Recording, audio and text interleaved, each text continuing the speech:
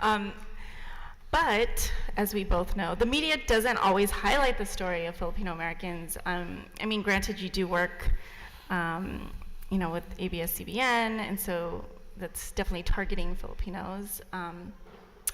And as we've seen with the Manongs and Larry Itliong, they were not given as much media attention. And so even in the mainstream, news, if it's not, the Filipino channel, how do we change that? Like, from your perspective as a journalist, how can we, as a community, work towards changing those stories being told on a mainstream level in the media? Right. Well, we have to understand that today it's not like how it was 20, 30 years ago, or even 10 years ago. We're not only reading newspapers and watching the nightly news. We have news at our fingertips. We don't go home every night waiting for a Walter Cronkite or someone like that. All of us here are journalists. All of us can be reporters. You don't have to go to the famous SF State Becca program to say you're one.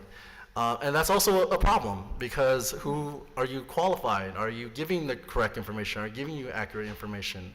So to put our stories out there, we should be like our educators. I say that because I see my teachers here and my classmates who have turned teachers. They're the ones telling the stories to our younger generation, and I like to say I'm telling our stories to our community. So it's a matter of listening to each other and putting it out there. Because I'll tell you the truth, I'm not going to sugarcoat it. I even have trouble putting our stories on TFC. I'll say that one more time. I have trouble putting our stories on TFC, mainly for the second generation Filipino Americans, because there are times when I pitch stories and they're like, why do you need to cover that? Why should I send you out there? And those have been stories, honest to God, about ethnic studies. Those have been stories about people who are artists. Just because they're not doing a Bruno Mars cover, they're not getting so many hits on YouTube, why should we care about a Ruby Ibarra or things like that? Mm-hmm. So it's something that we also have to deal with ourselves, and to understand that there are new mediums out there that we should definitely take advantage, and I like to say that we are through podcasts. But it's just a matter of understanding that our stories need to be told, not told for us. Told by us, and so, you know what I mean. Yeah. Okay, next question for Andre. You kind of answered the question I had for you already, in terms of Conan. I know. Comic. Thank you. Good night.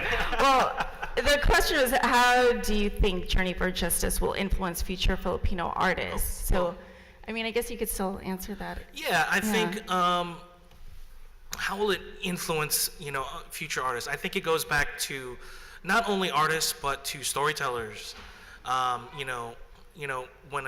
in terms of relating it to myself as a visual artist, I think there is artistry in the way that the story is told through the text, through the words, and really picking out stories that not whether they be big or small. I think again it's all about visibility, right?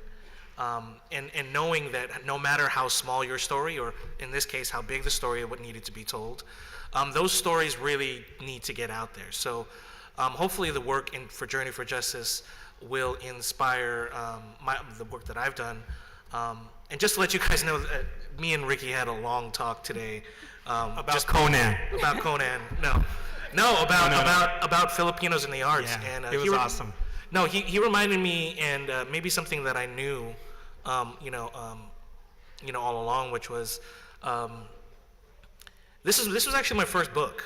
I've never done a book before, just to be totally quite honest with you guys. Done a lot of illustrating. This is my first book, and there's a huge amount of fear that went into it the whole time. If you guys didn't know, like, I'm turning in pages to Dawn and to Gail. I'm like, these are my 6 pages. I hope it's all right. you know, sometimes we just got to get over the fear and just do it, because no matter how big or small your stories are, there is someone that it is meaningful to.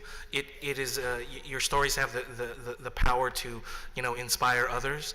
So for me, hopefully, if you are, you know, an artist out there who doodles, if you know, if you're you know, a kid who draws in the margins, you know, maybe there is something out there that that is waiting, a greater story to be told. And so, and if you're a parent, you know, and you have a kid that draws, go get them a big paper ream of computer paper.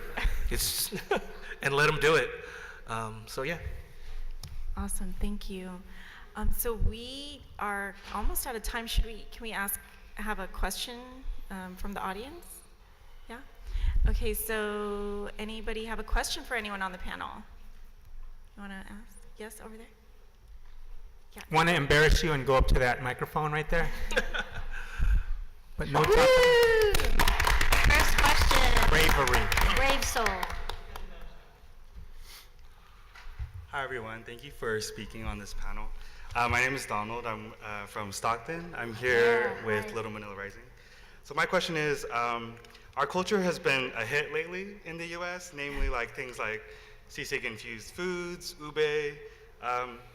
Part of the concerns that I've read online is that this about this blowing up, our culture getting appropriated, watered down, misrepresented. Say for example, Bon Appetit and their halo halo recipe. Horrendous. What will it take to do it right or do it justice? Can this be done wrong? What's your process in making sure that we're represented properly in your creative work? I actually have thoughts on that, so I'll kick it off. I mean, I agree. I think Filipino things are hashtag trending right now. But like, you know, Filipino stuff has always been cool. So I don't have a problem with it being out there in the world. Like, for example, for long distance, there's an Instagram @longdistanceradio. And when I started, I realized there's a whole world of, you know, people posting Filipino history photos. Like, there's a million photos of Larry Itliong with a cigar sitting in the car. And it's like everywhere. When it's Filipino American History Month, hashtag FAHM, everyone's always posting stuff. But sometimes I feel it's great that, you know, that content is being pushed out there. There's visibility in that sense.